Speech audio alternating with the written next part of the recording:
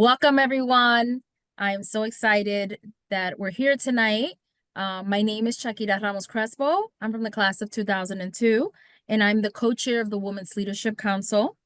So again, thank you for joining us to celebrate Women's History Month, especially this year's during the College Bicentennial. This evening is hosted by the Women's Leadership Council and the virtual long walk. The Women's Leadership Council mission is to provide experiences and benefits that all alumni throughout their lives in both personal and professional endeavors. The virtual long walk programming allows Banthams to stay connected to the college virtually and connects the community with timely conversations and presentations. So today's program is in honor of Women's History Month. This panel was put together to bring alumni from various backgrounds who have dedicated their lives professionally and personally to women's equity. Please allow me to introduce our panelists. Allison, class of 2002, is the head of financial lines for North America. In this role, she's responsible for leading the portfolio of AIG's financial lines products across the U.S., Canada, and Bermuda, as well as the global M&A portfolio. She is the founding member and current president of The Bridge, a nonprofit organization established to develop and advance female professionals in financial lines. Allison also serves as the global executive sponsor of the Global Black Professionals and Allies Employee Resource Group at AIG. Allison serves on the board of the British American Business, a nonprofit transatlantic trade association and Junior Achievement of New Jersey. Welcome, Allison. Thank you. Donna, class of 89, is the CEO of the Women's Fund of Western Mass. The Women's Fund of Western Massachusetts fuels progress towards gender equity by funding the most promising solutions, collaborating with results-oriented partners, and by elevating the collective power of local women to take charge and to lead with purpose. Under her leadership, the Women's Fund has successfully launched the Young Women's Initiative for Girls and Young Women of Color in Springfield, the Greater Springfield Women Economic Security Hub, and focus on racial equity and trust-based philanthropy. In 2021, Donna was appointed by Massachusetts Senate President Karen Spilka to serve on the State of Massachusetts Community Reinvestment Fund Advisory Board. She serves on the advisory board of the Center for Social Justice at Western New England School of Law and is treasurer for the board of WAM Theater in the Berkshires. So welcome, Donna. Thank you. Thank you. Taniqua, class of 15, master's in 17, it joined the United Way of Central and Northeastern Connecticut teams as the Director of Economic Mobility Initiatives. Prior to joining United Way, Taniqua was the Outreach Director of Open Community Alliance, a civil rights nonprofit that focuses on desegregating housing in the state of Connecticut. Taniqua recently launched Black Girls Achieve, an organization created to provide Black girls with the necessary skills and tools needed to navigate Black girlhood. She's also the owner of TKH Global Consulting, a company that provides affordable college counseling, grant writing, and fellowship and scholarship assistance services. So thank you for joining us, Taniqua. All right, so let's get this conversation started. As we talked about, in this discussion, our panelists will explore strategies and initiatives to foster a more equitable environment for women.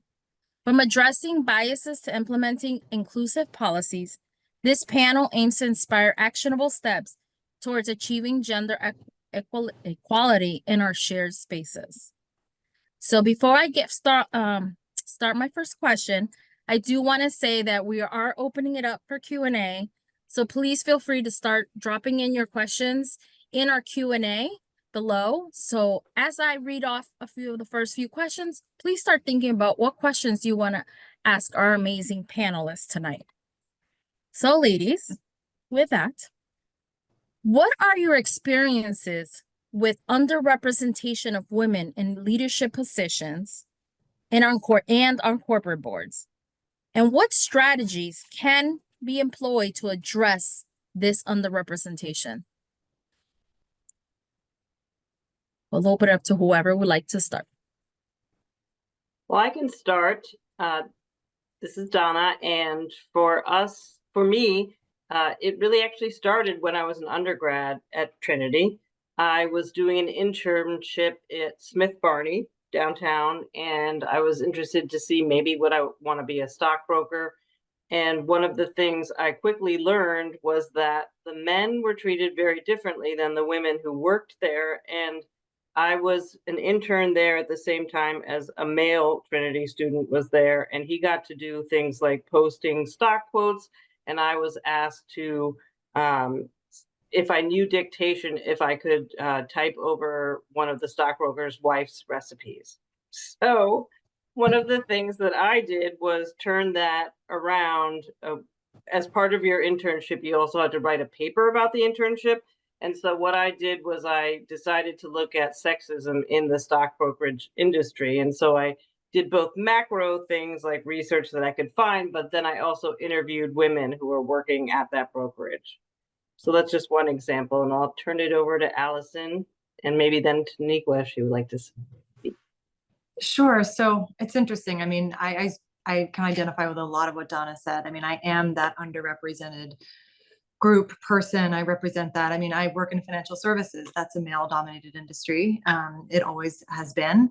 I'm usually the only woman in the room. I'm the only woman at the table, or one of a few. Certainly, there are only a few women in the insurance industry at the level that I currently hold, and I take that responsibility seriously. I wouldn't say, that I've had experiences to the extent that Donna has, and I don't know. Hopefully, that means that things have progressed in a positive way, in terms of the way that women are treated openly anyway. It hasn't been so much of a cross to bear. I can't always also say that I've really, even though I know I'm the only woman at the table, I don't always feel like I'm the only woman at the table. I try not to let myself think that way. I like to be evaluated on the merits of my work performance. I also think that there's a positive change happening in corporate America.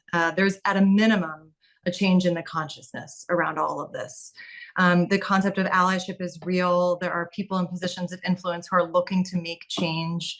And so my experience, while, women certainly have a unique experience, and I hope we do get into that because, putting aside how we're treated, I think, how we think, what motivates us, the challenges that we face in our home lives is just fundamentally different from men.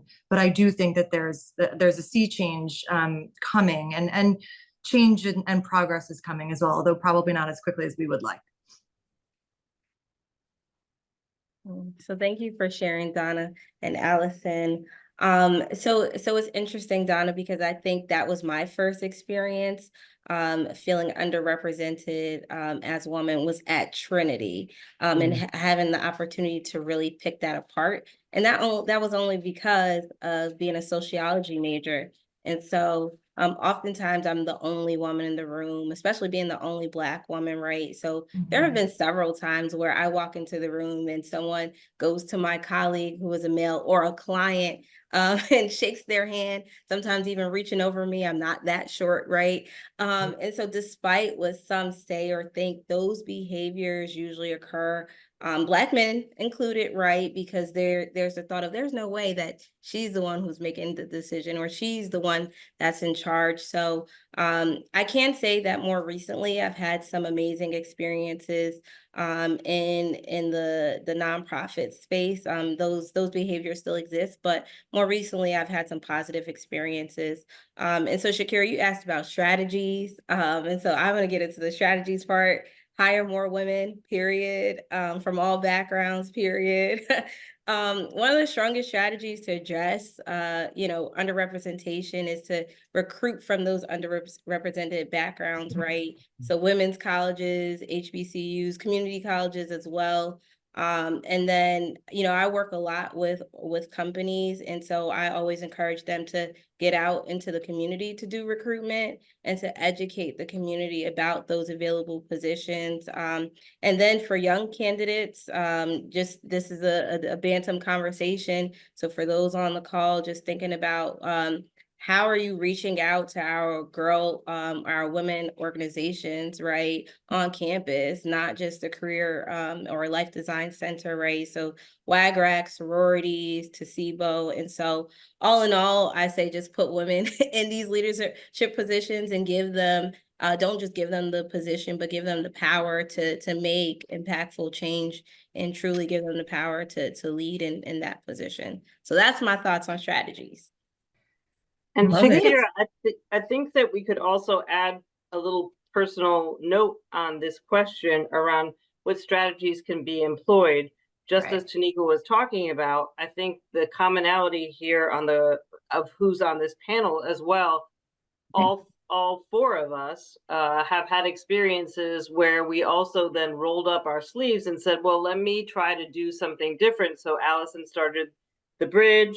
Taniqua has started the Black Girl movement. I don't have the name correct, Taniqua. You can school me on that. And then, you know, I started Tech Savvy, and that's Shakira took that over, right? And I'm sure you've done much more, Shakira. So just it's a great example of, you know, you can just be a person and yet you can start you know, a movement, a program, whatever it is to change things as well. I agree. I mean, I was going to say that I think there's a fair amount of inertia in any organization, public or private sector. And so to disrupt that inertia, you really have to take action. And that the key to it is holding your leaders accountable, right? So we do a lot of work around what are our diversity statistics today. Those are reported to, you know, our CEO and our board of directors. So there's transparency around that. Business leaders are held accountable to show progress and make change around that.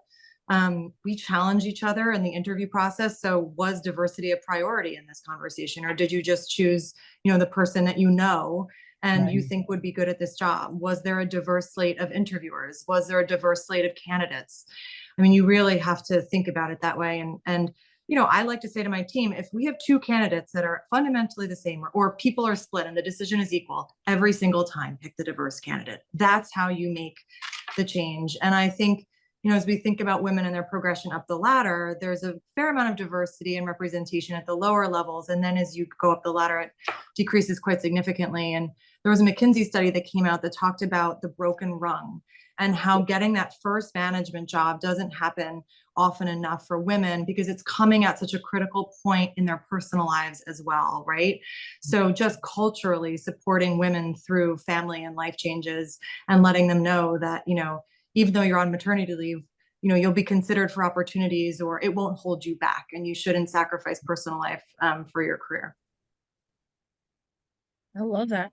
And there's talks about like diversity, right? So we can have intersectionality, as Taniqua was saying, you know, it's not just a woman, but she's also a Black woman, right? Yeah. So how can we use that to consider efforts to promote gender equality, ensuring that the experiences of women from a diverse background are acknowledged and supported? That's a good question. And someone again who studies sociology, that's like a buzzword, a good word for us, right? And so for those who may not know what intersectionality is, it's a term coined by Kimberly Crenshaw, which in simplified terms, it means that a person might experience different forms or several forms of discrimination, such as sexism, ageism, racism, ableism, classism, all the isms at the same time. So these are not isolated, right? So this is a combination of all of the identities that a person may have. So when you talk about women in leadership, myself as an example, like Shakira said, I'm a woman, I'm Black, and then I'm young, right? So that's another layer. Right. And so because of this kind of like three strikes, but dynamic combination, it's dynamic, right? I often make it a priority to always consider the multiple layers that someone comes with, right? And so that's in hiring practices, that's in inviting folks to be on panels such as this one, and Trinity usually does a great job, right? With this series. And intersectionality should be considered when creating efforts to promote gender equality, simply by like not assuming that all women have the same experiences, right? Like I can't speak for all Black women. I can't speak for all women of color, right? So first taking that step to acknowledge that everyone is going to come from a different story and has a different background. So I think that that's kind of the starting point. A great starting point. Anyone else want to throw in? Okay. Just want to plus one what Taniqua said. Yeah, exactly. She said it very well. She explained it really well, right? So I think, Allison, you started talking about it too. We started talking about like programs, and I know you're very involved in like employee resource groups. So how can initiatives such as, employee resource groups, mentorship programs, networking events, and then maybe leadership training? I know there's some women leadership training, other ways of empowering women. How can that help become agents for change in their communities? I mean, I loved what Taniqua said around the experience part, and I think there's a lot to that, right? And it's drawing out that thread of these very unique experiences, but then creating communities around them and empowering women. I mean, Donna referenced The Bridge, this nonprofit that I founded. I was in a global role at the time, and I was traveling all over the world, having the same exact conversation with women I met, which was, I feel alone, and that I, feel like I don't have anybody to talk to about these experiences. And while yes, each person has a unique experience, there is, I think, strength in numbers and just a comfort in commonality and in sharing and in getting vulnerable. And, I always coach people in positions of power to talk more about your failures and your successes, right? Because it gives other people the permission to explore that for themselves or feel like they don't have to be perfect. Women are often, in my experience, very focused on perfection, and you don't have to be. We've all messed up. And so I think just in terms of the empowerment piece, these programs, everything we're talking about, whether it's formal, whether it's informal, whether it's nonprofits that are founded to make change and facilitate change, it's all focused on driving a sense of community and commonality, so that all boats rise with the tide. I think it's also, I totally agree, Allison, and I would add that it's both social capital, so creating those networks and, making those warm connections for folks, but then also things like financial literacy. Let's say somebody's going for leadership training, but I'll use the nonprofit word because that's where I am right now. We have great women of color who maybe are coming up from fundraising or program background, and they haven't necessarily done a lot of the finance piece. So that's one of the things we're going to be doing this year is teaching financial like basics for women, emerging women leaders, so that they have that as well, because that's really important. And that's an example of ours from nonprofits, but you can use that example in other ways. Let's say politics, if somebody's running for office, maybe it's not financial literacy, but maybe it's fundraising skills, right? So I think all those things are important. Very good point. Very good point. It's interesting. Through The Bridge, we've also started hosting golf events. And these aren't just your typical golf events. These are events that create a safe space for women to learn the sport so that they ultimately have a seat at the table or get invited to events where men in positions of influence are. So it can be, I love Donna's examples, those are really real world examples. And then you can take it in a lot of different directions. And it's just all about upskilling, right? Right. And I'll jump right in too. And so for Black Girls Achieve, we make sure that we provide them with those networking and social activities as early as middle school, because we know that those things start to matter in college and maybe even before college, right? So providing them with those opportunities to network with women who are in positions that they may want to be in so that they can see themselves in those positions. So then they have these shadowing opportunities beforehand, right? We've also, just this past summer, we took some kids to Africa so that they could see the world before college, and meet people before college and learn about different cultures and people outside of their own neighborhood. So those programs, networking opportunities, leadership training is well needed. And so it's great to give it to women at adult age for conferences and things of that sort, but we really have to ingrain that in them from an early age, because we know what we're coming up against when we go to the working place, right? And that also comes with, do I belong here, right? Or just that general fear of growing in the space and kind of just questioning our leadership. And so I try to make sure that I provide those type of opportunities for our girls at starting in 6th grade, so that by the time they get the workplace, they know that they belong and they know how to network and they know how to make those connections and really own the room. I love that. And we do have a question on here, which you just started, was what advice would you give to pre-college girls? So what else would, you have an amazing program, which is a great way, but what about these girls who are not able to join programs? What other advice could we give them? I think one thing that Yep. we could certainly talk about is that you don't have to be choosing your career right now, pre-college, even in college, right? I think we're all pretty good examples of being very fluid of what we've been doing since we graduated college. And also, just because you're not excellent at something right away doesn't mean you should throw in the towel. I think that would be my 2 pieces of advice. I would say network as early as you can, especially on Trinity's campus.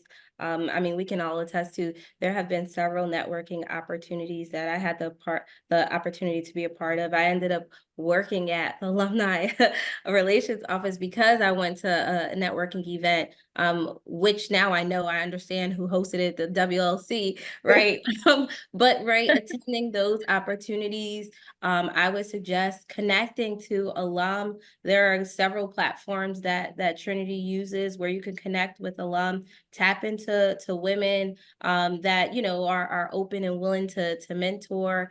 I will also suggest just trying new things. When I was at Trinity, I was used to I lived in New York City, so the same space, the same friends, even on campus. And so I just started to really branch out and challenge myself and go to programs that I would have never thought that I would be a part of, and just learning about what they're up to. And so that really starts with the building your own social network. So my thing is to feel free to challenge yourself by going out to other organizations and network early.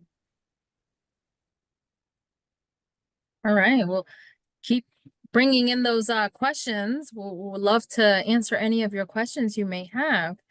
But meanwhile, while people are thinking, let's talk about unconscious biases, right? And I think some people, they think they're doing good or the right thing, but there's still biases going on. So, how can organization identify and address these unconscious biases that may hinder the gender equality in the workplace? I know it's a hard question.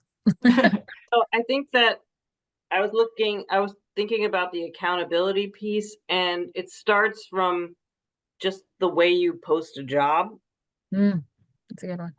And the way you're collecting resumes for those jobs. Are you going for your timeline, or are you going are you going to hold the job open until you have a certain pool of candidates that represents enough diversity? Those are good questions to look at. I think on unconscious bias as well, it's not a one and done kind of thing. Like let's say you bring in some speaker about it and then you say, okay, check, we did that for unconscious bias. It's something that I think Allison spoke about it when she was talking about other colleagues and sort of challenging your colleagues and maybe even yourself to say, where is my bias, and not feeling, yes, it's going to be uncomfortable, but it's for a good cause to be answering these questions of ourselves and for others. I think understanding that we all have unconscious bias, you know, people hear those words and are like, not me. Right. Yes, every single one of us. And so I think just kind of level setting around that is really important. And then, you know, to Donna's point, in the candidate selection process or even the interviewing process, just making sure that we continue to have honest conversations. And I think too, I try to set the expectation with my team that diversity matters in a team. It's important, it's valuable. We don't want everybody who looks and talks the same way, or more importantly, thinks the same way. Interesting, different backgrounds and experiences lead to better thinking, it leads to more innovation, and it leads to better business results. And so I think just from a, you know, the private sector corporate angle, like there is absolute value in diversity, and talking about that helps dismantle unconscious bias as well, or the stigma around it. Yeah, and I'm gonna piggyback off of that and what Donna said as far as you know, the accountability piece, right? So once your employees come to you about an issue or give that feedback, holding yourself accountable. And it's not a personal thing, maybe sometimes it might be, but just generally as an organization, right? Thinking about like what steps are you going to go in as an organization? As an organization, what are our values? So not only talking about these issues, but also addressing those issues, not just checking it off of, okay, we did this training, right? And then one other thing that I'm thinking about a lot when I think about the workplace and unconscious biases is like the culture fit. And so Allison talked a little bit about that, right?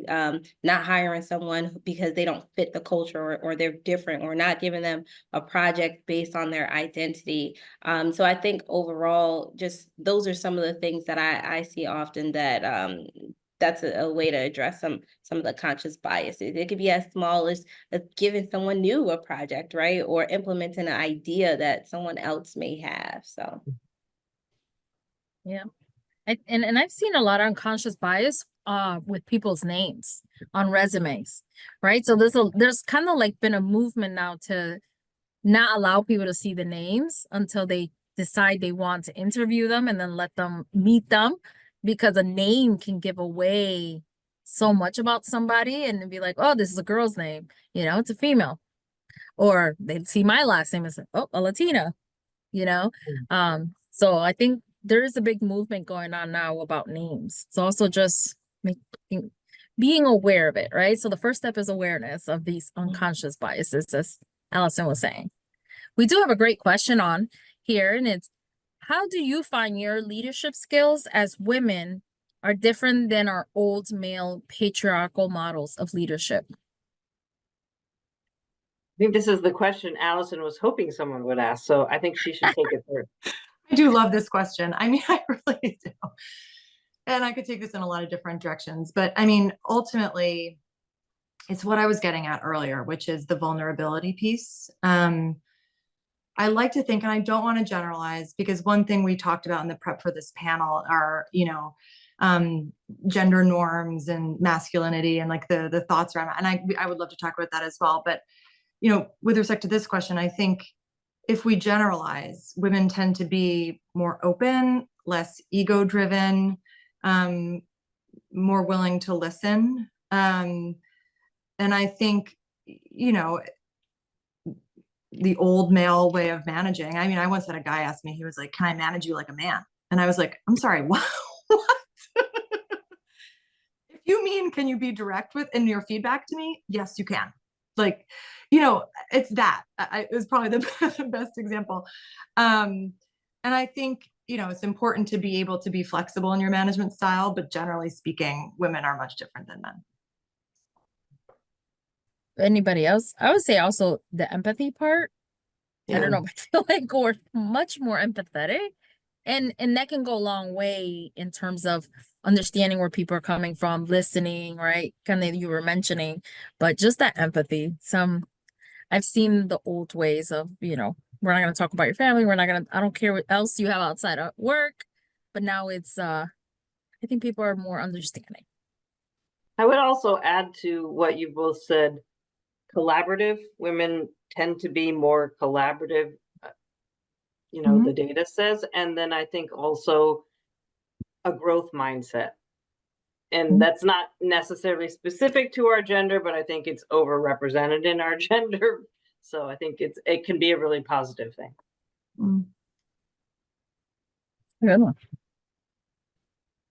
All right. Well, we do have a comment and a question, and it's, it's my experience that women have been both my biggest supporters and my biggest detractors in the world of work, right? So what are your thoughts on women's responsibility to support each other in the workplace? It's a good one. It's absolutely critical. I mean, I think there's a concept that women generally aren't supportive of other women, and that I've had a bit of that, but my experience has actually been more so the opposite. That several of the sponsors in the organizations that I've worked for have been women, who, asked me the really tough questions and challenged me around my own thinking and put me in positions of influence before I felt I was personally ready. I think we have to cheer each other on. We have to raise each other up. And that's what the bridge was all about, was just uniting women around that, but gaining male support along the way. I think that also, thinking about that comment and that question, I would also think that there's some nuances and complexity around intersectionality that may be at play as well. So sometimes women can be detractors, or maybe are on the sideline because they don't understand somebody's experience, or perhaps there could be a woman who's acting in a way that is not intended to be harmful, but is impacting other folks in a way and so maybe supporting each other in that case is calling them in about and educating them about what's going on and intent versus impact and so forth. And, Agree. and can you repeat that, Shakira? Was the question, so she said, or I'm sorry, I assume, right, that this person said that some of their biggest supporters are women, some of their biggest detractors were women, and was the question was what was our responsibility? What are women's responsibility to support each other in the workplace? Okay. Yeah. I mean, it's important. It's kind of the we all we got type sense, right? I also think that aside from it just being important to support one another, it's important to teach one another, right? And to guide one another if if we're struggling with something, be the one to assist them to navigate that, to get through that, especially if you may be in a higher position than them. So we talked about that mentorship piece, right? And so being a mentor and a strategizer, right? We're on a women's panel about Women's History Month. There are several times where women may have to strategize. How are we going to get this change? How are they going to listen to us, right? So creating that safe space in the workplace is really important, simply because it's more than likely in a lot of workplaces that unfortunately women are isolated, right? Women are discriminated against. And so you got to kind of have your own girl group. And so, that's really important to ensure that you're supporting other women in the workplace, because although we're different, we have so many similarities and may face some of the same things. So. Yeah, and I think a lot of it came out of the mentality that there was only so many few spots for so few women. So they start competing with each other, right? But I think now we're starting to move away from that mentality that it's open to all. But it's like before, we thought it was like, oh, there's only one spot for that woman at the top, you know? But hopefully that mentality is changing, and it comes from other women speaking up and saying, no, we're going to support each other and not have to compete against each other. So I'm starting to see the change a lot in corporate America, which is good. I've been in corporate America for about 22 years, so that's all I can speak about. I don't know about the other nonprofit worlds, but I'm starting to see the change, which is great. But I did see a lot of competition before. That's only because everybody thought there was only so few spots for them. That's a great point, Shakira. It really is. I mean, I used to think about it like the generation of women who came before me were really the pioneers. They fought for everything they had. And you really can't underestimate that. You know, the first female partners in their law school class, or, you know, the first vice president in their firm. And it really is so impressive that they were able to accomplish what they did.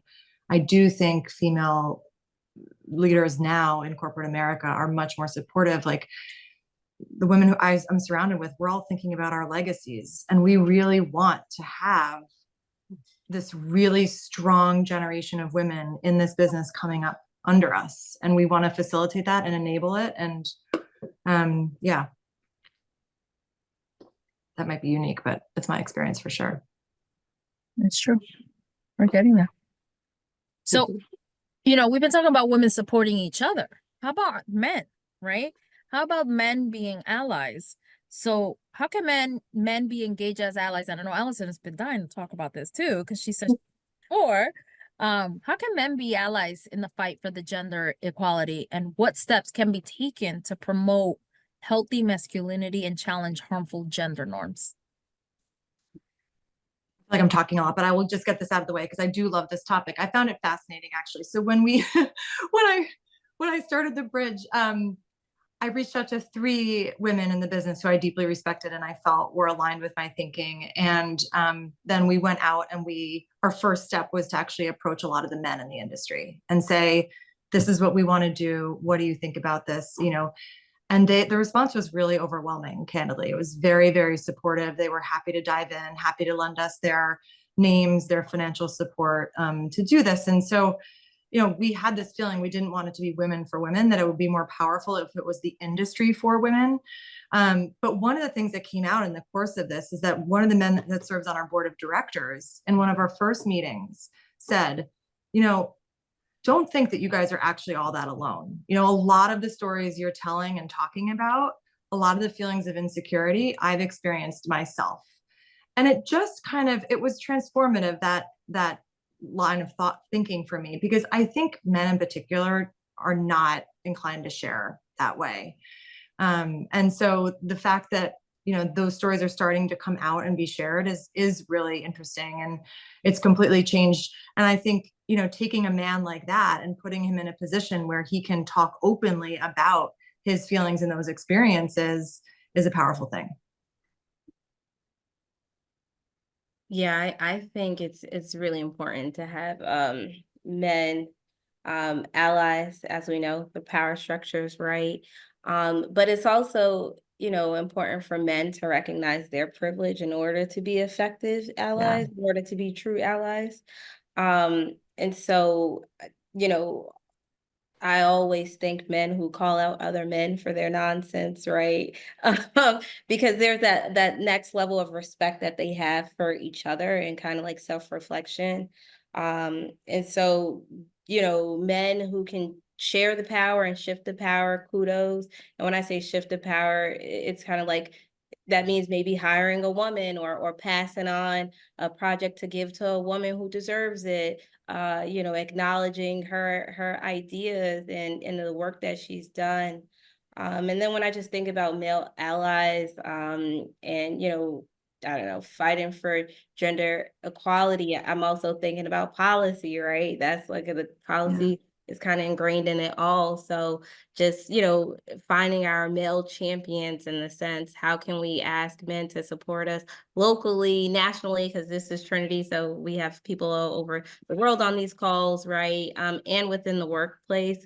And so, I mean, here in Connecticut, we're doing a little better when it comes to gender policy, gender related policies, but from a national platform, like men, if they can help us with paid leave, policies related to paid leave, policies related to the pink tax, policies related to paid transparency, and, you know, and just overall standing up for, you know, in sexual harassment, we know that men are not the only perpetrators, right? But in those cases, if men can really help us implement policies out there so that perpetrators can, you know, face any repercussions, and the list goes on, right? But like really men is really kind of like the I'm not going to say the soul, but we know that they hold a lot of power to help implement this type of change.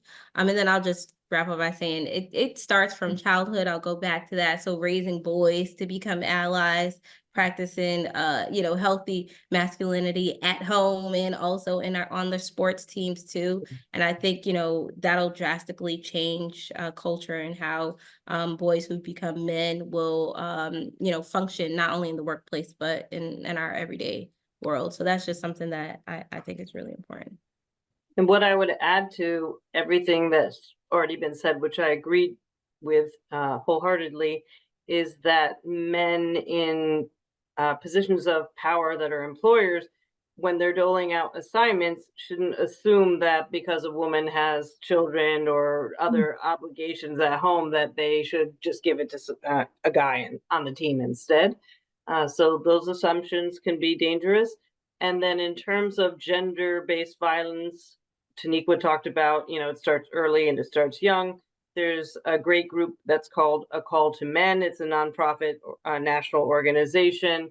And it talks so much about how men are, basically stuffed into what they call the man box in terms of their emotions and their expressions of gender and all these different things. And that's what you see playing out as well later.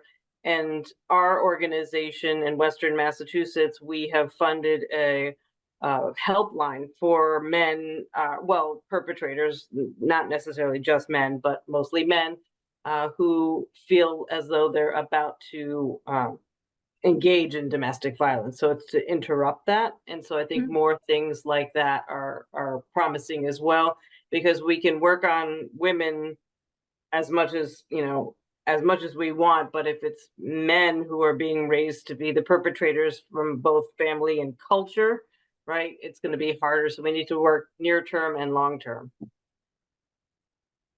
That's very interesting. Very interesting. What role can grassroots organizations and civil society play in addressing some of the social and cultural barriers that limit the women's rights and opportunities? So Taniqua talked a lot about policy, and that's absolutely one of the strongest ways that grassroots organizations and civil organizations can work to change system level things. I think I talked about long-term and near-term. Long-term is that system level change for sure, but also there's near-term wins in your city councils, your state legislatures, things like when at my organization right before I got there, they were instrumental with funding an organization that was called the Prison Birth Project. And until then in Massachusetts, women were still shackled if they were incarcerated while giving birth, right? So that's something that they changed. So there's really like tangible things that can be won without, giving up hope. Yes, Roe versus Wade was overturned, but there's a lot of work to do on the policy level at all places. And there's also things that you can do in terms of reproductive rights, even in states like Connecticut, where Taniqua is, and Massachusetts, where I am. There's always more work to be done. And I think supporting these kinds of grassroots organizations and civic organizations is really important as well. I mean, in my experience, these organizations provide us with really meaningful insights, right? They provide us with information and data that we wouldn't otherwise have access to that shape the corporate policy. So it's incredibly meaningful to us in that regard as well. What can we do with within the educational, like, let's think of Trinity, we have a lot of amazing ladies there. What ways can educational institutions promote gender equality? And how can we support institutions like this as alums, especially thinking of like Trinity College? So I think there's many levels, right? So Shakira and I worked for several years on a program called Tech Savvy that was inspiring middle school girls to careers in STEM. So that was held on Trinity's campus. So that's one example of the way a college can help with something that maybe isn't like necessarily directly impacting their bottom line, right? And then certainly being compliant with Title IX and being like better than like the minimal requirements of something is amazing as well. But I think what you were probably getting at, Shakira, is this alumni network and thinking about the alumni network as this amazing tool where maybe a lot of alums may be men in positions of power and privilege that can become sponsors and mentors and open doors for female alumni or female students, excuse me, and alums, right? Because we all switch careers here and there as well. And then I think also when we're thinking about a lot of even like the medals that they give out at reunions and different things like that, like questioning biases around those as well. So there's always opportunities to think about gender equality as well as diversity, equity, and inclusion. I do want, okay, go ahead. I was No, gonna I say, I think was gonna add some Oh, additional. Go ahead. okay, we might be on the same page, Shakira. Go for it. I was gonna say, in addition to that, right, creating or allowing professors to create spaces to teach things that are not necessarily taught, right? And not just in the women and gender studies department, but maybe there may be something in the engineering department specifically for women or something of that sort, but being creative about just the opportunities that we're creating for professors to teach different or unique curriculum. I agree. I know that I'm a mentor for the Society of Women Engineers on campus, so it's so good to see more women going into engineering, because when I was there I was by myself, but it's fine. But so it's good to see that, and that there are organizations on campus that are, helping women. And then also as an alum, plug in the Women's Leadership Council. So if you're not involved, please get involved. We would love to meet you. It's a great organization for us to just continue these conversations. We do have programs that, we look at different perspectives of not just being a woman, but a woman of color or a woman who graduated in the 60s versus more current. And we also like to mentor the young students that are there on campus now too. So to get involved with the WLC. Sorry, had to put in a plug in there. I left it wide open for you. There you go. Thank you. Thank you. We have 10 more minutes. Does anybody else have any questions before I ask one final question to these amazing panelists? I want to make sure our audience gets to ask questions. But while they're still thinking, if we have time, last question I would say is, what accountability measures can be put in place to ensure that diversity, equity, and inclusion initiatives are effective, implemented, and sustained over time? So I think there's always the adage of what gets measured gets done, right? And so I think that accountability measures of data. So we're always watching how we're benchmarking progress. At the Women's Fund of Western Massachusetts, every 3 years under my tenure, we've been coming out with a new research report on gender equity in the 4 counties. So no matter what, whether you're a nonprofit, whether you're an educational institution, whatever organization you're with, I think always capturing progress, and hopefully it's usually progress, but sometimes you'll see some backsliding, and that's important too, to measure all those things so that we can continue on hopefully what's a linear journey.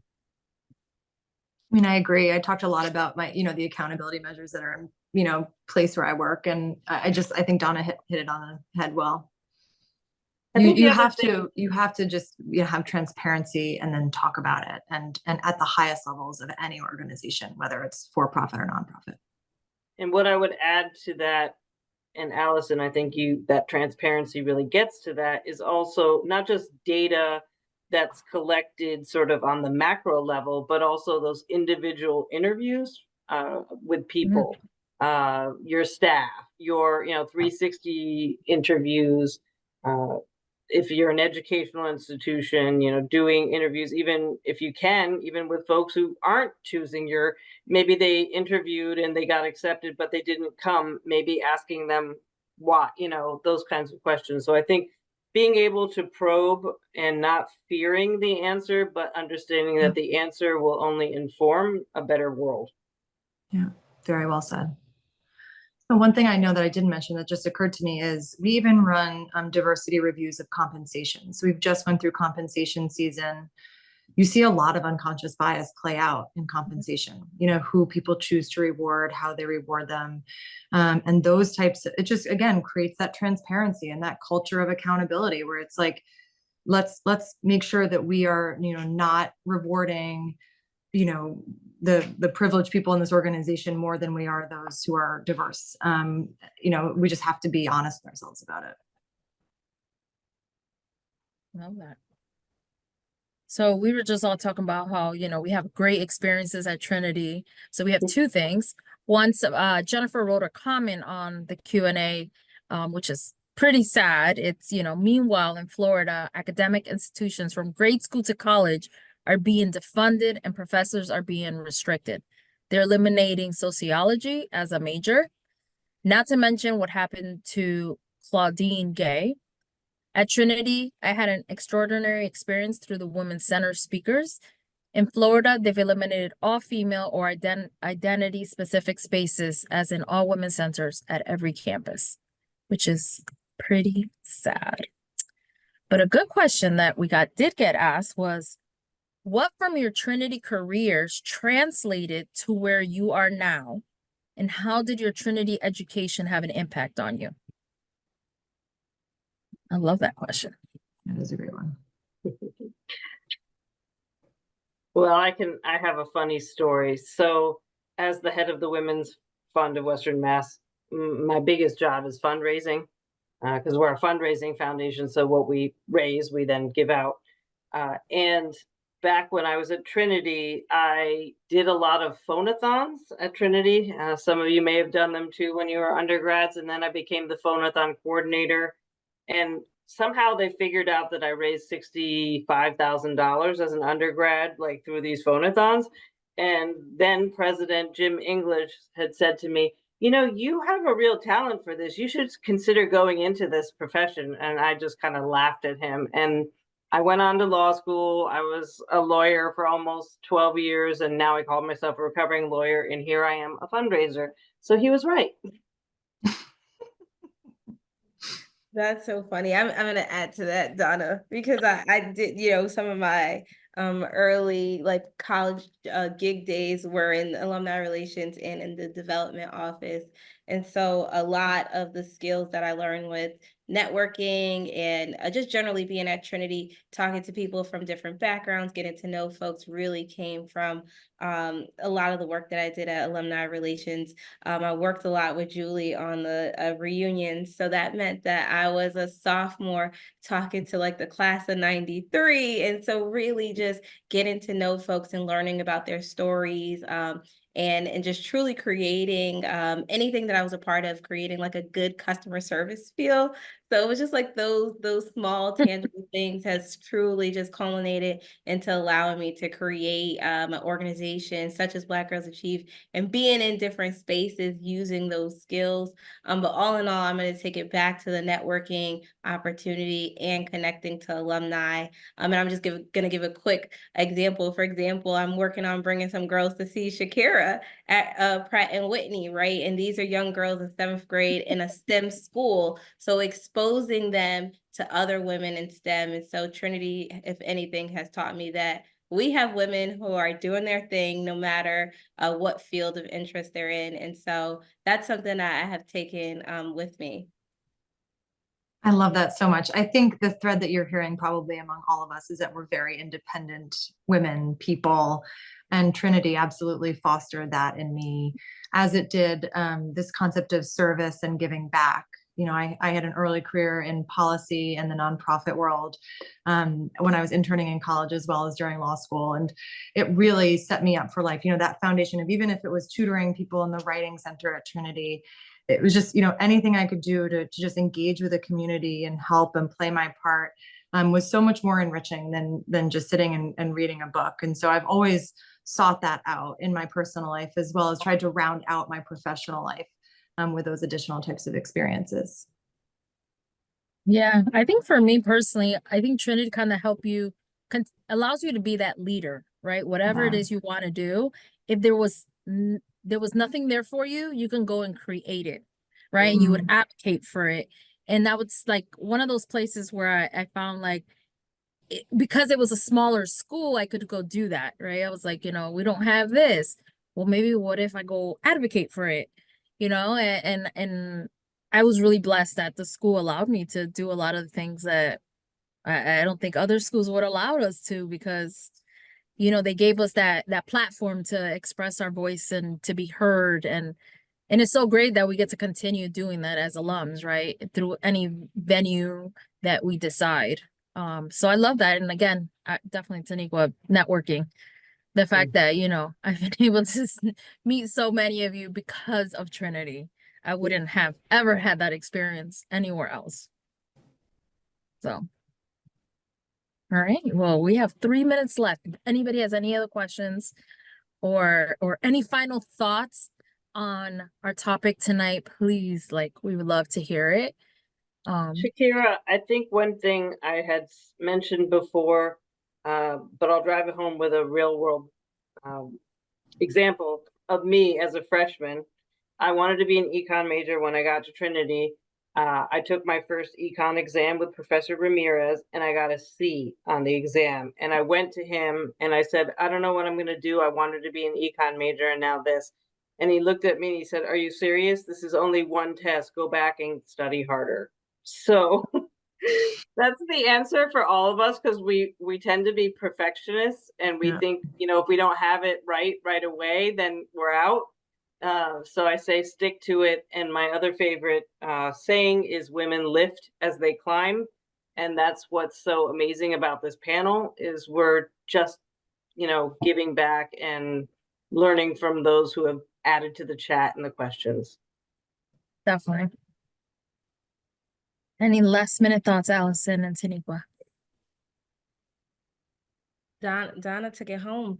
Not really, just, this panel really did give me an opportunity to think about and kind of just realize how Trinity has positioned me to do some of the work that I do as a woman, right? So as a leader, you talked about this, Shakira. As a leader on campus, I was the president of TCBO, Trinity College Black Women's Organization.